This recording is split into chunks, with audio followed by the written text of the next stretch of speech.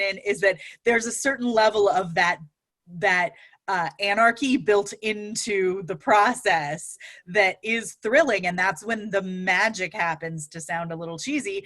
Like that's where the discoveries happen.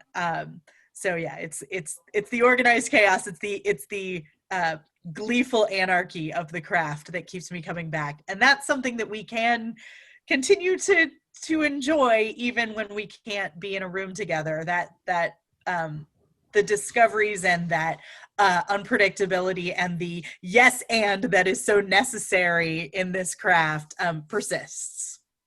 Gleeful anarchy on a shirt immediately, or I'm stealing the idea from you and selling it myself. Know Theatre of Cincinnati, gleeful anarchy. Got it. In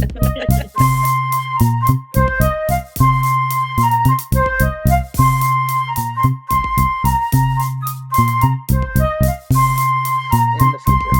All right, our take 5. The first question is, what turns you on about theater? What do you love? What resonates with you? This is going to be such a dumb answer, I guess, but it's the organized chaos of it. There's nothing like the organized chaos that has to happen to make a show. We were having a postmortem about the show Fanny just this afternoon, and you can plan for every single variable and still be utterly like laid on your ass by what will happen no matter what your planning is. And that's not to say believe me, I am all about planning. You should see my planner. But what I do love about theater, what's different than any other art form I've ever partaken in, any other business I've ever partaken in, is that there's a certain level of that anarchy built into the process that is thrilling, and that's when the magic happens, to sound a little cheesy. Like that's where the discoveries happen.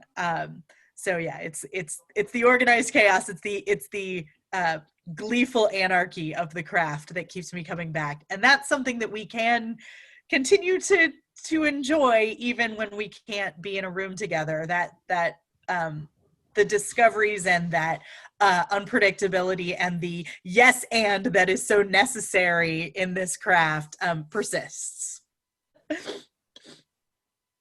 Yeah, I would say that it's the building a thing as a team for somebody. There's almost nowhere where you get to start from scratch in the way that we do, build something, often with people who you don't get to work with regularly. So constantly new team, constantly new community, constantly building new relationships with new people. It really is where people skills and the joy of working with people meets productivity and the feeling that you get when something becomes a reality. I think I will sum it up in the most pretentious way possible. Yes, do it. Please do. For me, it's really about the transcendent beauty of ephemera, and whether that's happening, and that's still true for the kind of theater that we do that's pre-recorded, because there's something really, when it's done right, about the intensity of connection between the viewer and performer that is distinct from film in a lot of ways, in part because the way that theatrical texts work, that's different from the way screenplays have to work by necessity, but and in part because of the kind of subject matter that plays tackle that films don't necessarily. And even plays that are successfully adapted to film, there's something so distinctly different to them in play form, no matter how that's portrayed. And I think it really is in that sense of the fleeting moment and that sense of impermanence. That said, early films are also impermanent because, as I noted in production meeting the other day, they were filmed on celluloid, and celluloid is explosive. So many early films just don't exist anymore. But yes, I love that. That's so funny. You're Explosive speaking to entertainment.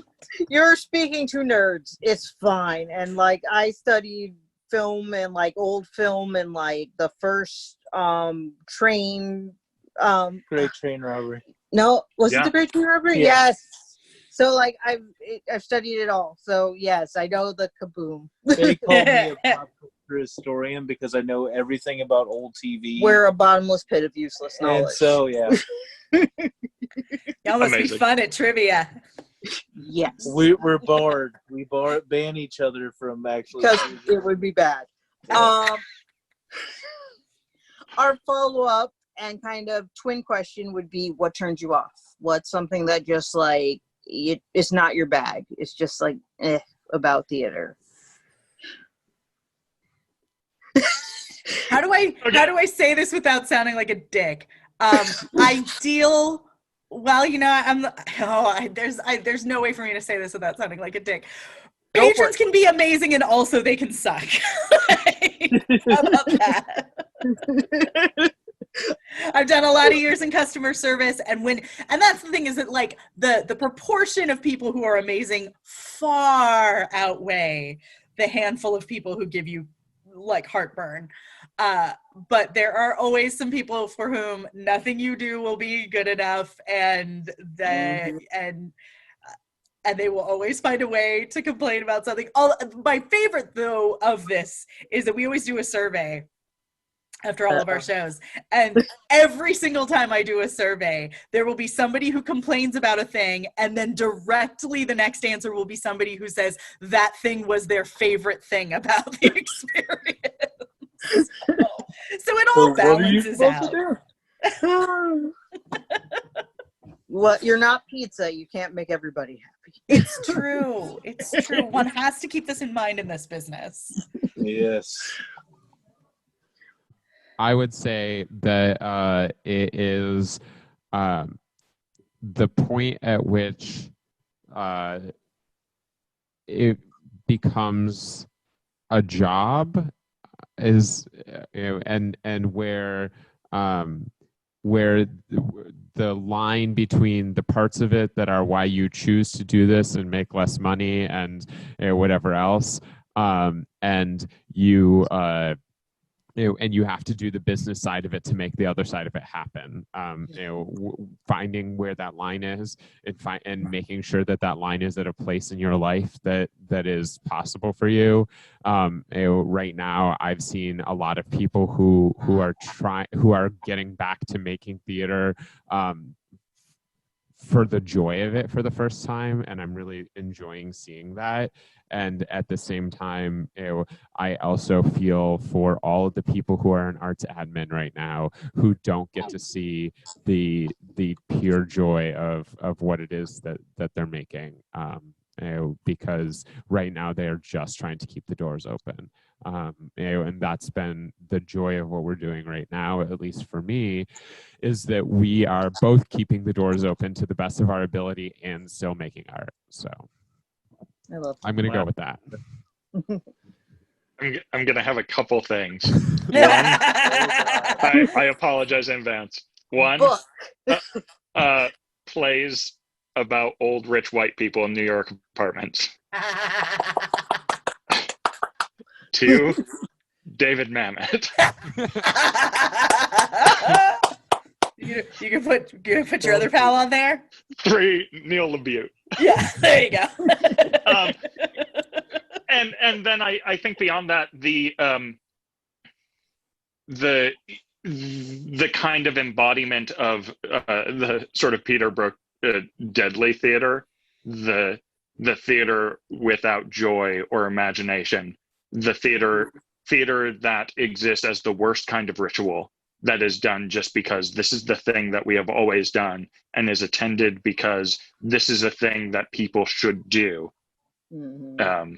Yes, So church are is the things. completely out for you, Andrew. I take it. This is I'm not going to get into that. Don't but get your not preacher's if kid it is started there. not if it is as I'm sure Tammy will say as well. Not if it as it should be. Yeah. You know, it's I'll this, save you the preacher's kid rant about what I think church can be and what it should be. We would be here all. You just described with the deadly theater ritual what most productions that I've seen of A Christmas Carol. So yeah, we have certain rules that we can kibosh certain shows if you can tell it's being done for said ritual, because I won't go. I'm like, Ricky can go alone. I won't be there. So yes. and she's the person that most people like. So I gotta go. All right, we're gonna combine this into like one super question, but it's two questions we're combining, and that is, what is a failure and what did it teach you, and what is a success and what did it teach you? And bonus points if you can keep it in like during the pandemic, but you don't have to. It could be it could be the before times.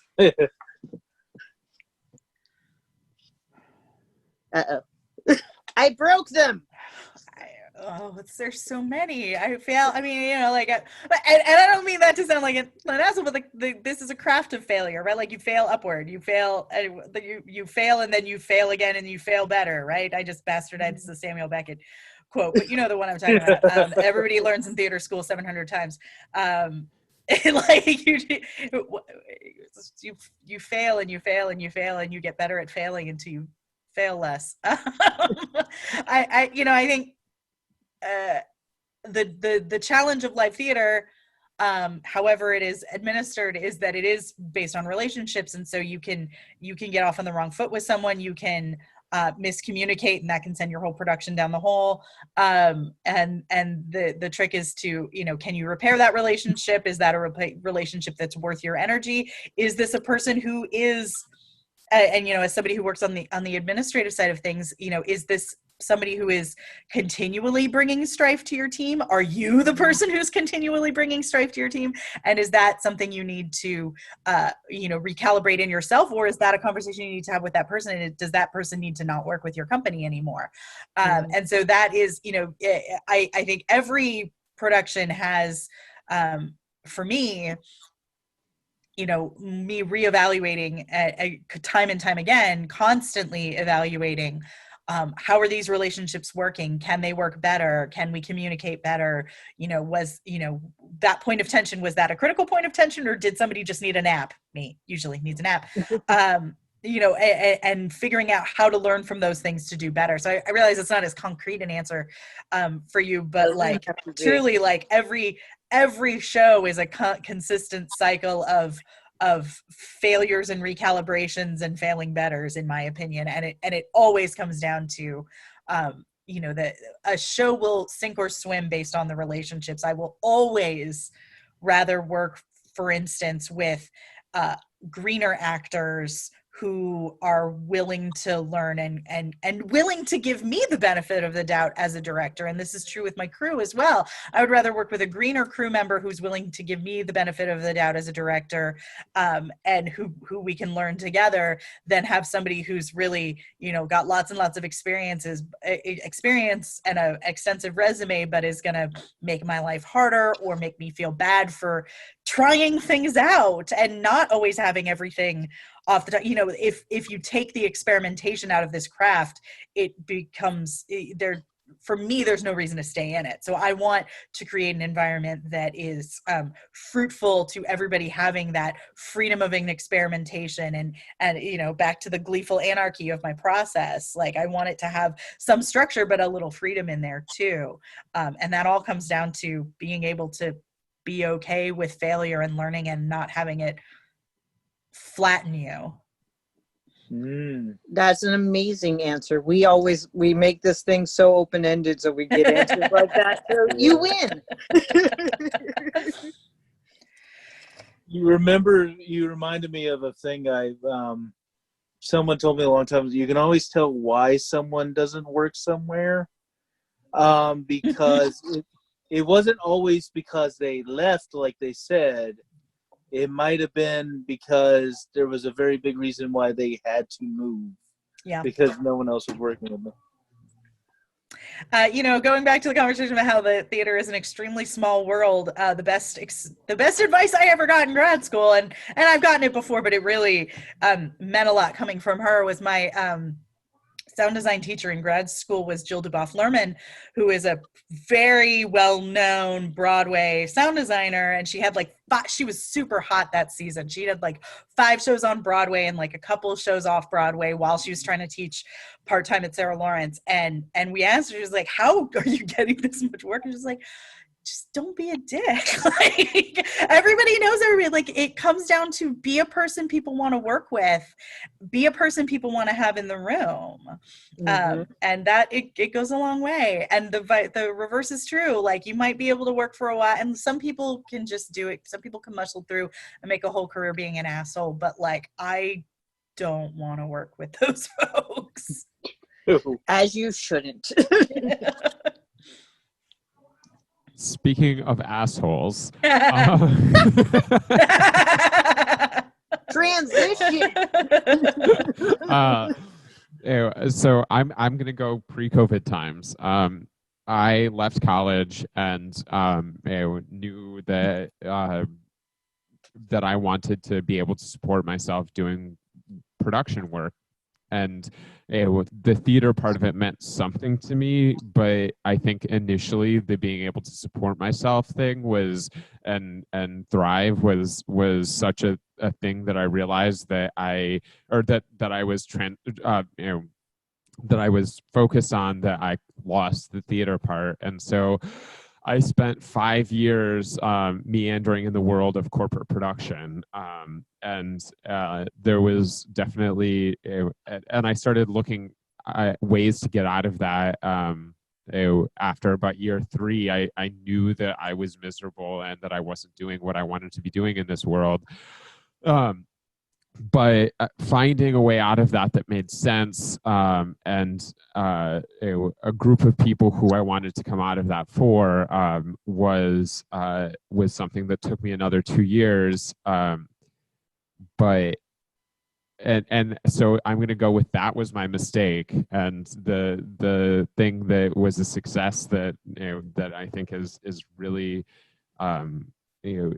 something that I'll that I took away from that same experience is taking the time to be choosy about where I went, taking the time to find a team of people who I wanted to work with, taking the time to find a thing that I wanted to do, and then also a group of people who were willing to just accept that I had skills that made no sense. That I was a rigging and lighting designer for a corporate production company, and now I'm building sets and doing video work for a theater company.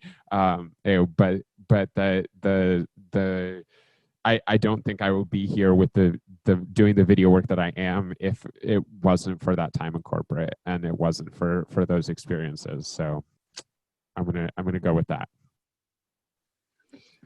And I think that in COVID times, that is even more true than before. To bring it into COVID times, I think that the skill set, just willingness to try just about anything in production is really the thing. In terms of, I'm the kind of person who lets various failures haunt me probably a little too much. And I, for example, couldn't sleep the other night because I was thinking about a decision I made as editor of my high school newspaper 24 years ago, and how I should have done that differently. And I think what it relates to is I always feel failures most acutely when I feel like I have failed to adequately support a member of the team. And I think that's the thing that comes particularly from leadership, but also when I'm just designing in a collaborative process. I feel a sense of failure when I have not helped or have failed to help everyone else be the best that they can in executing a show or in the work that they're doing, or that kind of thing. So that's a thing I'm, and it's an ongoing, it's always an ongoing struggle, because there's always the balance of, how do I balance what I need as a human versus what I need to give to other people to help them have everything that they need as a human and as an artist. And so it is, it's whenever those get out of balance in either direction that I most acutely feel my failure. And if that results in me being up all night on ladders, like painting a set, or if it results in me suddenly realizing, oh no, this person had to do all this extra work and I could have prevented it if I had noticed that thing.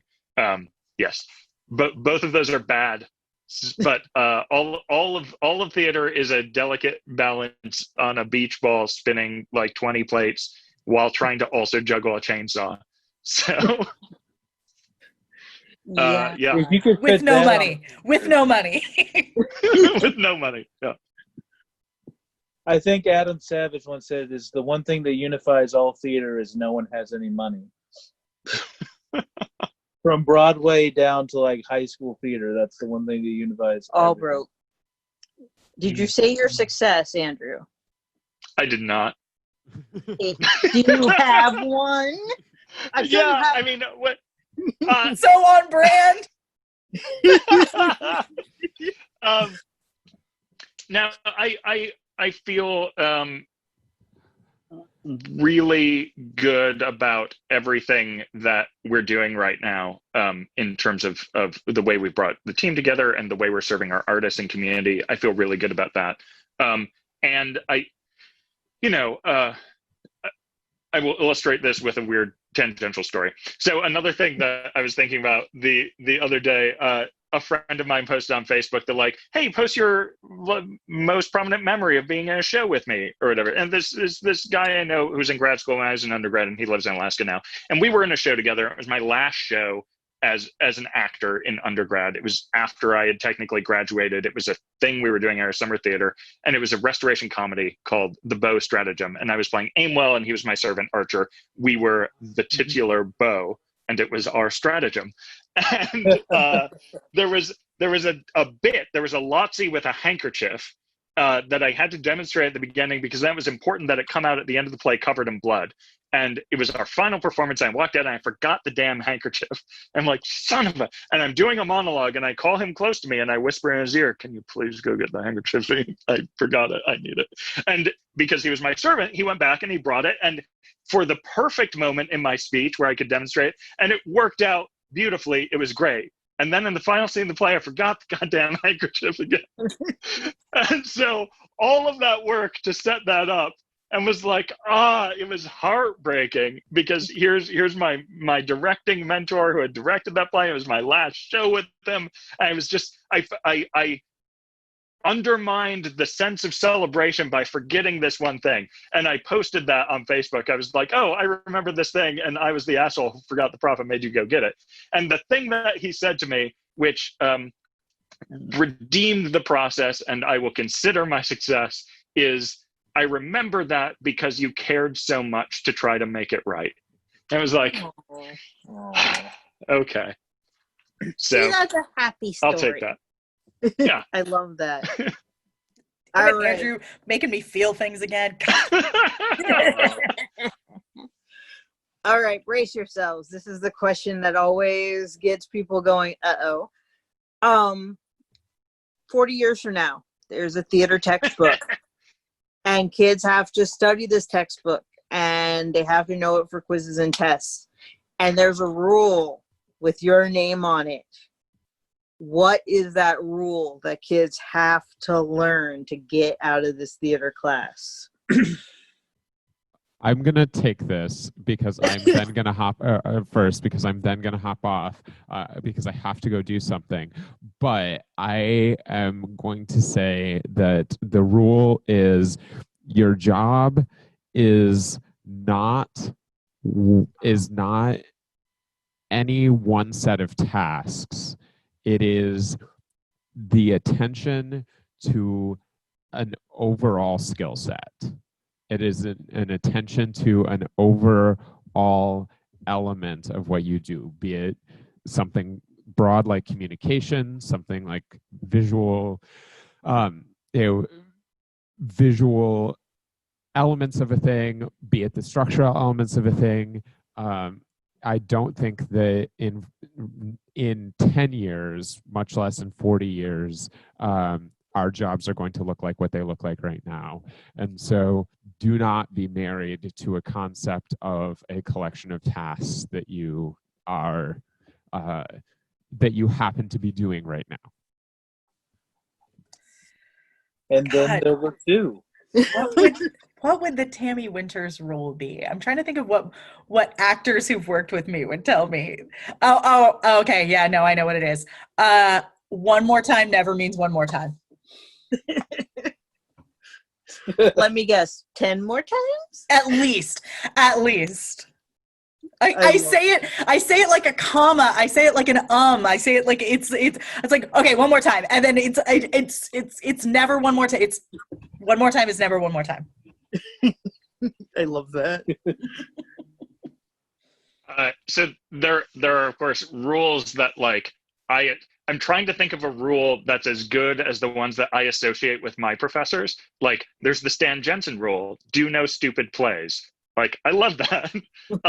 And then there's of course Robert Edmund Jones, who has the great. Does this mean that you should be thinking about I'm bastardizing this quote, but be thinking about poetry and art while you're standing on a ladder shouting out instructions to electricians? Yes, this is what it means. And so something like that. So I think my rule, which I'm also going to steal from a play I wrote, sort of, I'm going to paraphrase it, is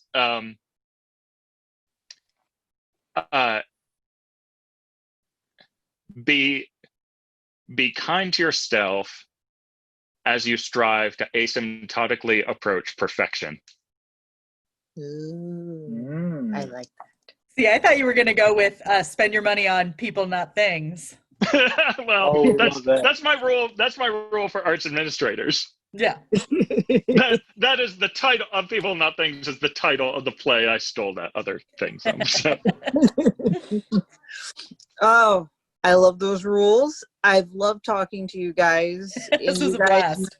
You guys know, like, we're plugged into everything. Oh, we are. We love you guys. We already stalk you, Facebook, Instagram, Twitter. I think we're stalking you on all three. And we always tell people and tell everyone who you work with, actors, everything, like, send us everything. We don't care. People are sometimes like, oh, it's only a 10-minute play. We want to see the 10-minute play. Send us everything. If we have to chase you, you just die tired. So. Because we will find you. All right, you guys. Is that the Ricky rule? I like that. No, that was I think my mother's rule. Yeah. So we will know what you're doing. I'm too plugged in to not find out. So I will find it. We love you guys. Thank you. Back at ya. Have a good night. Take care of yourselves. Take care of your people, because that's all we can do right now. Amen. Yeah. Thanks, Thank you so much. This has been so lovely. It was really fun. Love you guys. Night. Talk to you later. Hey guys, if you like what we just did, there's going to be plenty more coming up. Please like, comment, subscribe. Our Venmo is in the description. Please support us if you can. Our cats need the money.